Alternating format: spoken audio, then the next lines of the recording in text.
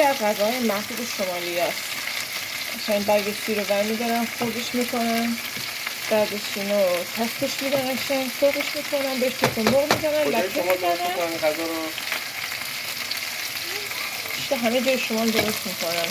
رشت من خودم رشتم خوب درست میکنم دیگه، ولی نمیدونم بقیه جا هم درست میکنن، ولی هر جا یه جوری مختلف درست میکنن. یه جا مثلا تخم مرغش بیشتر میزنن، سیرش کمتره، یه جا سیرش بیشتر میزنن، تخم مرغش کمتره، بعضی توش لپه میریزن، بعضی نمیریزن.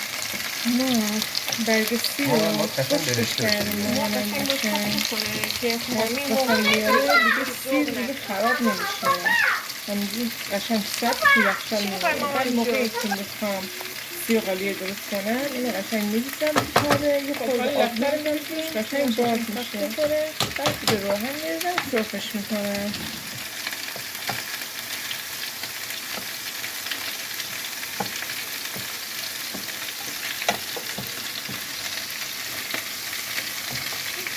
سبزه رنگش هم تغییر نمیکنه. سرخ‌کردی تو فریزر بمونه وقتی در میاری رنگش تیره میشه، ولی اینجوری مثلا سبزه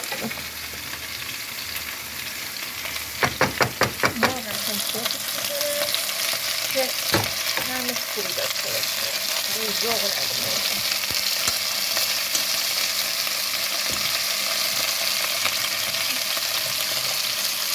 کاملا دانه مرغ با سرخ، معمولا با سینه مرغ خوشمزه‌تر میشه.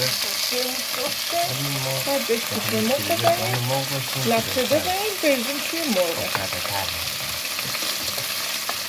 آره عزیزم.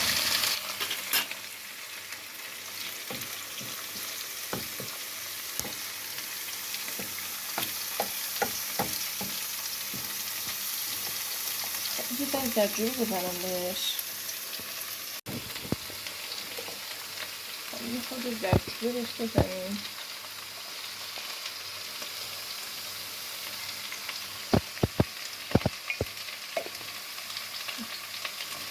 یه کمی هم نمک بزنم.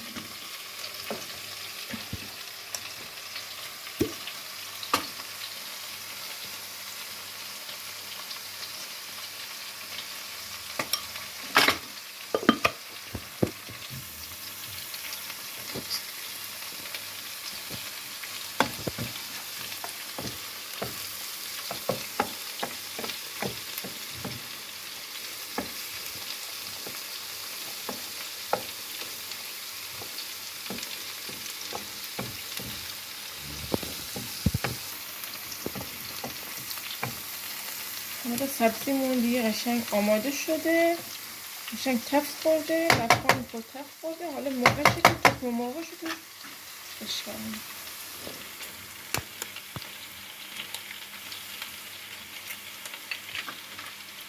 جا باید میکنیم تخم مرغ کنیم بشه قشنگ تفت.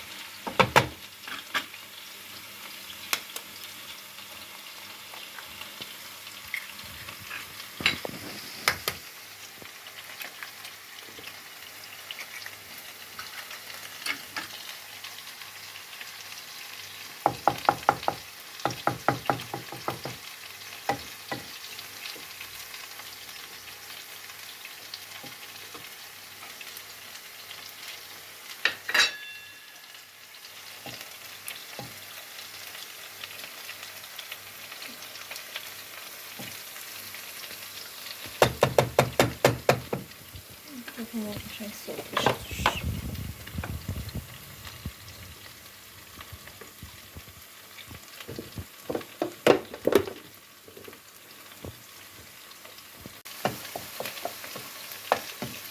خب حالا عزیزای دلم این تخم مرغ قشنگ باش هم زدم. تخم مرغ نباید اول میریزیم هم بزنیم که توش مثل حالت آش در بیاد. می‌ذاریم تیکه تیکه بشه، قشنگ سرخ بشه تخم مرغ که توش حالت تیکه تیکه در بیاد. این قشنگ تفتش میدیم، میریزیم توی قابلمه مرغ.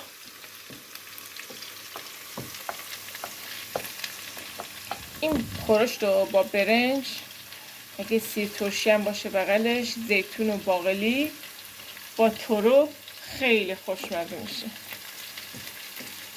البته ما اینجا که سیر ترشی نداریم، اون ترو به ایران هم نداریم، پس مجبوریم با خیار بخوریم.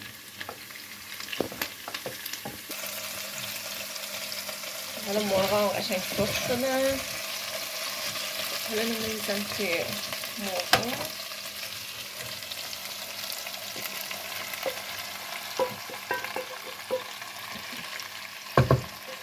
بعد که وقتی که این ریختم آب کتری رو که از قبل جوش آورده بودم می‌ریزم توش. بعضی خیلی آبدار دوست دارم، مثلا آبش بیشتر می‌ریزم. من چون زیاد آبدار دوست ندارم، دوست دارم خشک باشه، یه خورده آبش کمتر می‌ریزم، مثلا غلیظ‌تر بشه. از این خب حالا درشو بذاریم. فکر کنم نمکش کم باشه، یه ذره بچشم ببینم.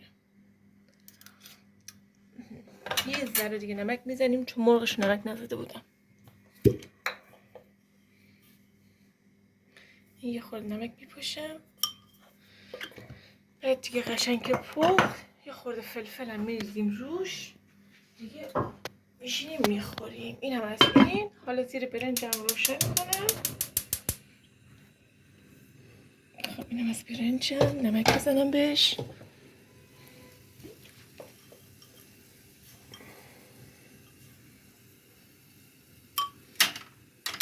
برنج کته درشم بذاریم. خب اینم از این. میمونیم تا غذاهامون آماده شه. چند دقیقه؟ حداقل باید نیم ساعت باید جوش بخوره تا مرغ خوب بپزه جا بیفته، بعد دیگه قشنگ قابل خوردنه.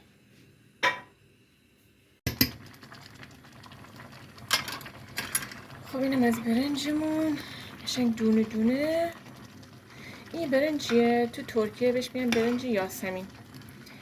خیلی شبیه برنج ایرانیه، ما اینو مصرف میکنیم همیشه. بقیه برنجا مثلا یه خورده شبیه برنجای پاکستانی و برنج محسنی که تو ایرانه، اون جنسیات حالت یه حال بو میده. ما چون شمالیم عادت به برنج محلی داریم، این خیلی برامون به صرفه تره، خیلی هم خوش طعمه. ببینیم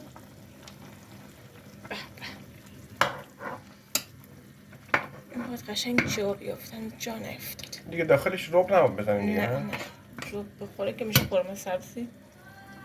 اینم از این. درشو بذاریم قشنگ جا بیافته.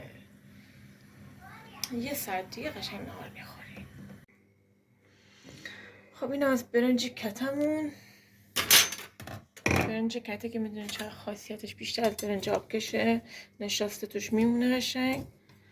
برای رشد مو، واسه رشد مو هم عالیه. این برنجمون.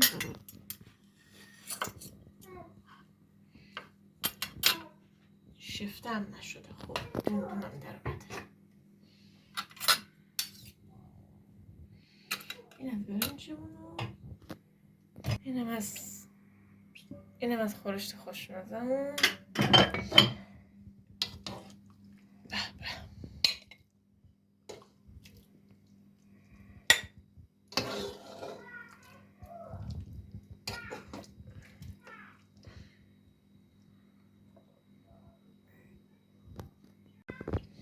اینم از خورشت سیرقالیه، یه خورشت شمالی که بذار